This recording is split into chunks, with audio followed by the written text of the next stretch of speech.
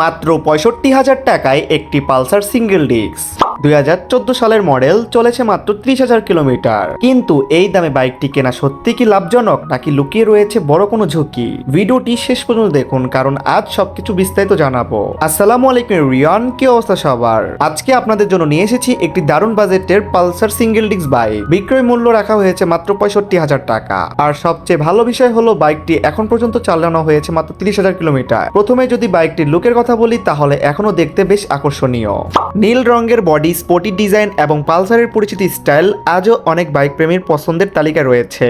এবার আসি ইঞ্জিনের কথায়। এই বাইকটিতে রয়েছে ১৫০ সিসি শক্তিশালী ইঞ্জিন, যা শহরের রাস্তায় যেমন আরামদায়ক, তেমনি হাইওয়েতেও খুব ভালো পারফরমেন্স দেয়। নিয়মিত সার্ভিস করা হলে এই ইঞ্জিন দীর্ঘদিন নির্ভরযোগ্য সেবা দিতে সক্ষম। ৩০,০০০ কিলোমিটার চালানো হয়েছে বলে এটি খুব বেশি ব্যবহৃত বলা যাবে না। তবে ব্যবহৃত বাইক কেনার আগে অবশ্যই কিছু বিষয় ভালো করে যাচাই করতে হবে, যেমন ইঞ্জিনে কোনো অস্বাভাবিক শব্দ আছে কিনা, গিয়ার শিফটিং, ক্লাসের অবস্থা, ব্রেক, সাসপেনশন এবং কাগজপত্র ঠিক আছে না। এছাড়া টেস্ট রাইড অবশ্যই করবেন, কারণ বাইকের প্রকৃত অবস্থা বোঝার জন্য ভালো উপায় হলো চালিয়ে দেখা। এখন প্রশ্ন হলো, ৬৫,০০০ টাকায় এই বাইকটি কেনা কি যুক্তিযুক্ত?